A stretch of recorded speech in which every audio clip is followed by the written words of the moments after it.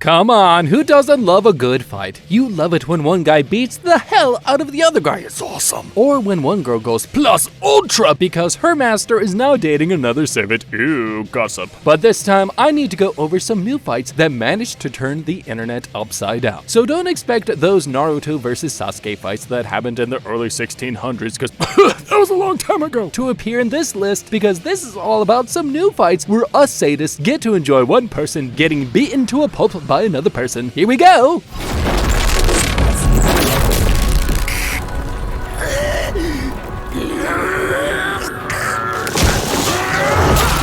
I didn't expect the new Danmachi season to have that many great fights, but whenever Asterius and Bell clash swords, you know the animation studio is killing another few animators while trying to animate it. Compared to many other fights I'm going to speak of, you'll see the animation isn't the main thing that keeps you hooked. It's the attacks. You can feel the strength as well as the impact of each of these attacks, and this reminded me of the combat system of games like Neo, where you can see how much damage you're doing for your opponent. I mean, holy hell, I can't describe in words how Bell got Michael Jordaned by a one-armed Minotaur. But this boy isn't coming out of the ICU for weeks. I'm waiting for the third round of these two, and that fight will surely put Danmachi into a whole new level in terms of anime fights.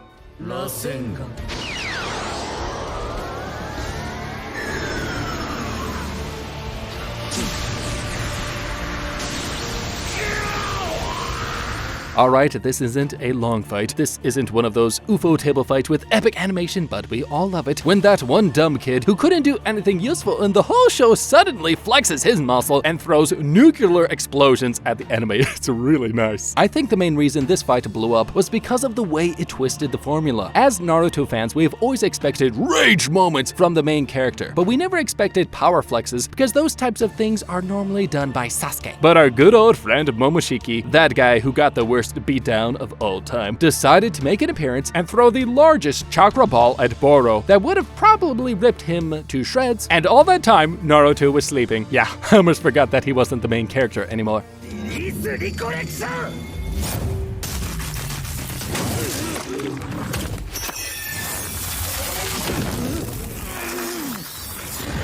Yes, ladies and gentlemen, it's the Black Swordsman, the Green Vegetable, and the White Knight, with the heroine finally coming back to the show that Sword Art Online is worthless without him being overpowered. Even though this guy isn't one of my favorite characters, I have to tell you how much I was impressed by the fight. The fight between Bercioli and Vector managed to blow my mind due to its visuals, but this fight was on a whole new level because Kirito was in it, and everyone loved when the vegetable comes out of nowhere and kicks the balls of the bad guy. It was delicious. But Kirito didn't just kick any balls. He literally destroyed half of the studio's budget and landed some heavy hits on Subtilizer that drove him home. I don't know whether the animators who animated this are living or dead, but hats off to all of your great work, fellas, because damn, that was impressive.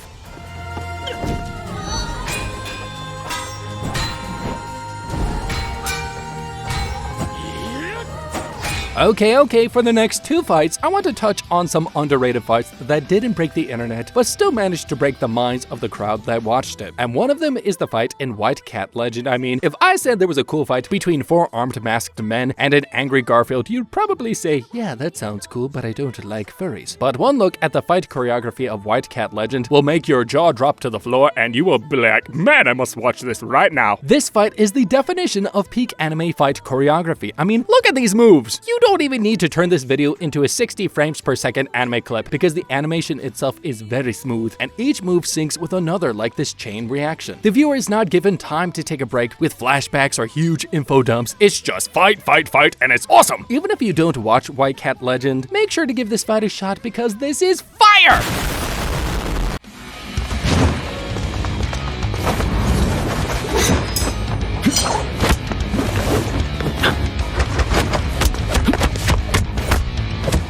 Hitori no Shita had that one fight that broke all animation records and showed us what peak martial arts looks like, but since I've spoken about it many times before, I want to shine the spotlight on the lesser known one. You know, that time when one Chinese guy started fighting two puppets while looking cool. Yes, looking cool is the last thing you should be impressed about, because holy crap balls of anime, this fight had a choreography to defeat White Cat Legend, and I don't know how that's possible, in one duel. Yeah! Unlike the previous fight, this time our main character takes down two opponents at once, which means there is more movement on screen, which makes the fight look complex. The movement is also very smooth, and the moves used resembled real martial arts. Like, wow, who would have thunk that? Overall, this fight may have little significance, but as a fight, this is something that blew my mind out of the water. Just blew my mind.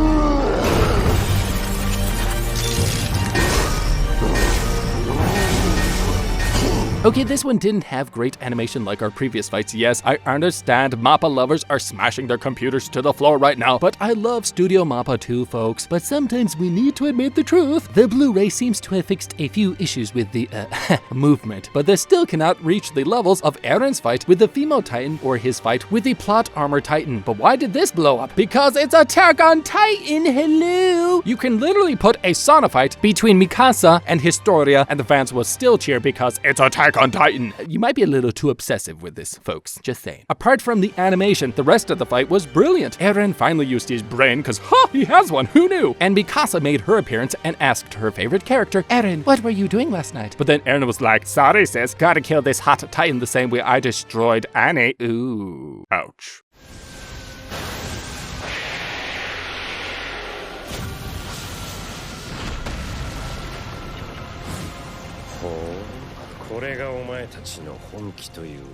When Naruto and Sasuke joined forces and Jigen made an angry face, everyone was like, oh yeah, Jigen is going to wish he never appeared in this franchise. But it turns out Jigen really liked appearing in the franchise.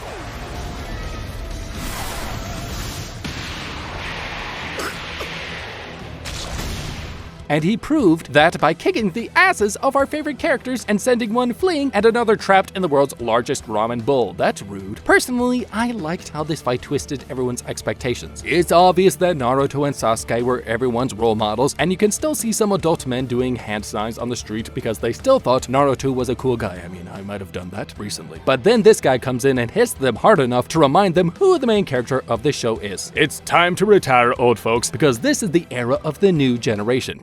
Crap.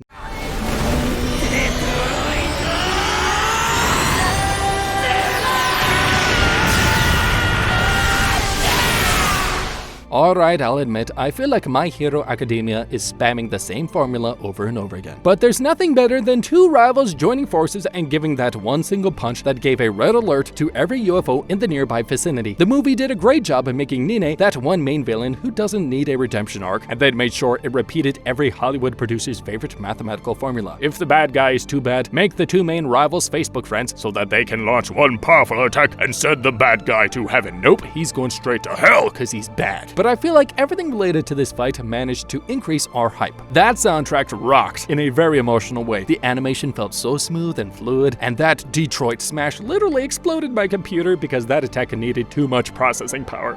I had to buy a new one.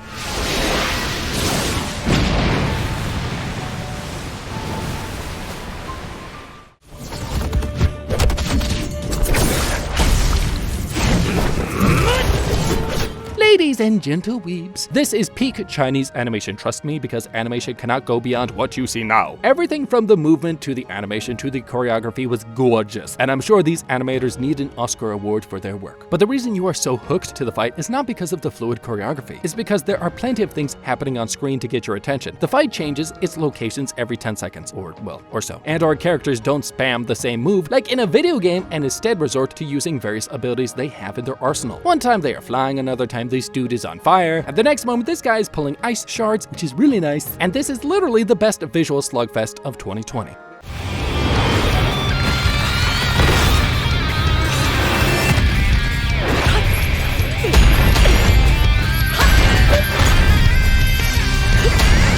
you're right, buddy. This is always going to be number 1 in my list. And if anyone argues with me, I'm sending snakes to your house. Ha! Take that! If you break down this fight, you'll realize this is an intense battle between a corrupt British girl and an overpowered snake lady. Ufotable made sure to kick Saber Alter off of the charts and once again crown Medusa as best girl. Because when she went full 100% with her power, more than half of her fanboys became snakes and slithered away. Haha.